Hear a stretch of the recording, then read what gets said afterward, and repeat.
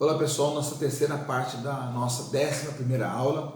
Então estou falando sobre ecoetologia, que é um assunto bastante interessante e ao mesmo tempo extenso, né? Escreveram bastante sobre esse assunto. Ele engloba vários pontos, né? Tanto na questão da ciência, tá? Biologia, química, física, geografia, economia, né? Economia então, muito mais, como também na questão da vida humana, né? Nós não temos como desassociar a vida humana da natureza, né? Nós somos dependentes da natureza como estrutura material. Nós somos dependentes. O nosso corpo possui um percentual, 3/4 do nosso corpo, 2/3 do nosso corpo é feito de líquido de água, né? 1/3 somente de material e o restante. Então, o ar que respiramos, a água que precisamos ingerir 2 litros por dia para que não tenhamos problema de saúde no que tange ao nosso aparelho urinário, rins e etc., né? A nossa célula precisa estar sempre oxigenada e a ingestão de água faz com que o sangue produza essa oxigenação nas nossas células, né? Quando você deixa de beber água, você tem um sério problema de pele, enfim. Mas não vamos falar sobre essa questão, porque isso, só para vocês entenderem como é importante a ecologia, como é importante o meio ambiente, como é importante a natureza para todos nós. E aí nós englobamos a água, o ar, o solo e a luz solar, né? É importante para nós. E também o que tange isso são os chamados seres abióticos. E os seres bióticos, que é o micro-organismo, as plantas, os animais, né? E o ser humano, né? Que são importantes. Nós somos dependentes da natureza. E aí dentro olhamos uma questão horizontalizada quando olhamos a questão da natureza propriamente dita. Agora olhamos a relação entre o homem e natureza. Aí nós sacamos a questão da ética, né? O uso com responsabilidade da natureza. Sabemos que esse uso ele está muito aquém do que é necessário. Primeiro, a ganância de uma elite promíscua do nosso país impede de termos um uso com responsabilidade da nossa natureza. A questão do saneamento básico. Nós não temos hoje necessidade onde um percentual altíssimo de brasileiros não tem água encanada e não tem rede de esgoto. É uma coisa absurda. No nosso estado mesmo, uma cidade do interior do estado, onde ela recebe mais de 1 bilhão dos impostos, né, do petróleo, o prefeito preferiu investir em escola de música. Bacana, parabéns para ele.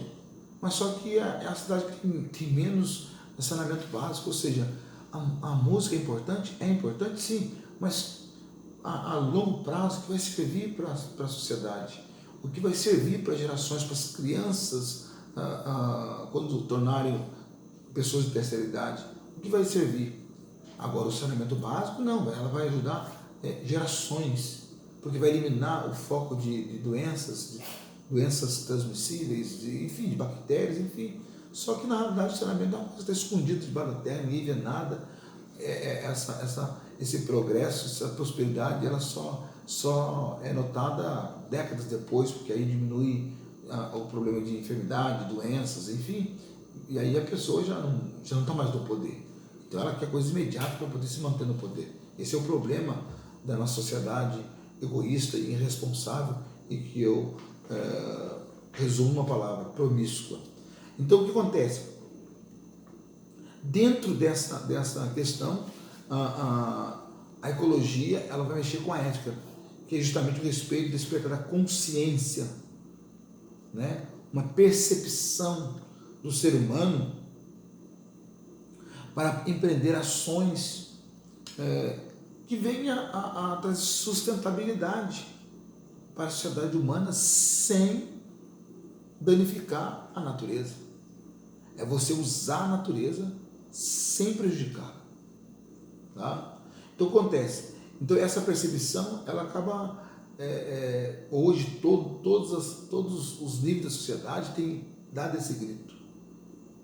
Por incrível que pareça, né? Eu vou pensar aqui um fato interessante, experiência da minha família, quando o meu avô aceitou Jesus lá nos anos, início do século XX, ele tinha pássaros presos, ele também caçava, e quando ele foi levantado para ser batizado, antes de ser apresentado à igreja, o pastor perguntou para ele se ele tinha passarinho preso em gaiola. Ele disse que tinha bastante passarinho, tinha naquele tempo não era proibido, não existia nenhuma legislação, né? E ele disse que tinha. Aí o pastor disse: então o senhor não pode batizar. O senhor só pode batizar se o senhor soltar todos os pássaros, porque são criaturas de Deus. O senhor também caça? Ah, sim, claro, eu caço, né? Não, então o senhor não pode caçar. Então, ou seja, a Assembleia de Deus já tinha umas regras interessantes. Hoje ela completa, né?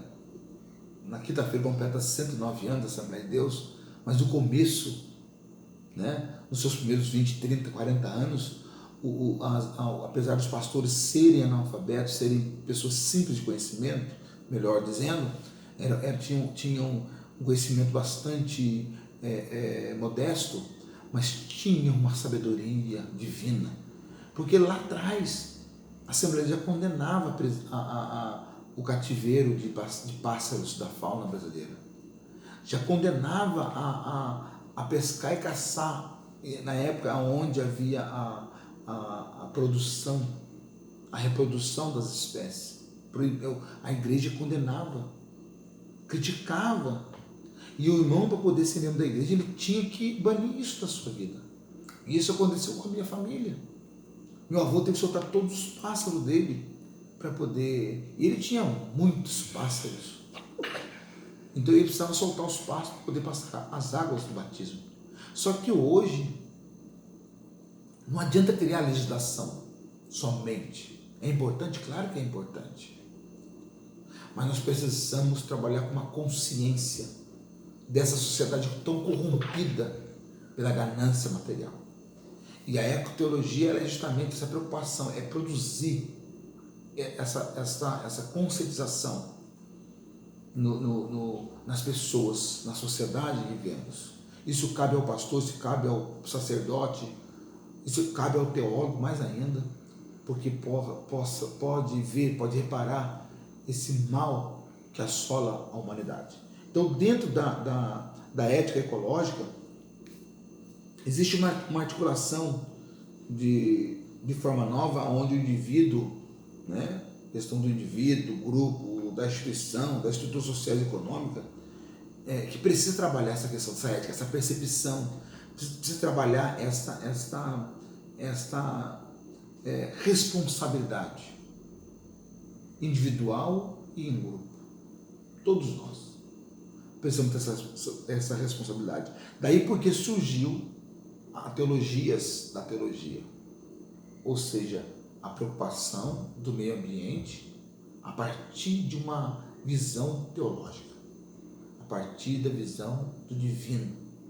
Como que nós, religiosos, teólogos, podemos cooperar com essa ética, com essa conscientização, com essa percepção, né?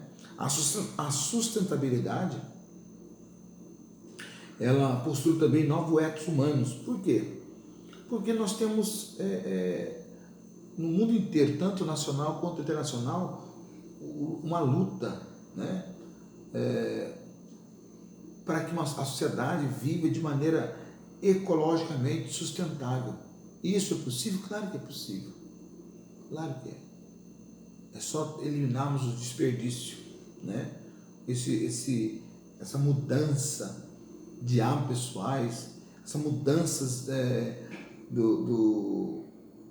de hábitos comunitários, né? Essa mudança de consumo, essa mudança de descarte,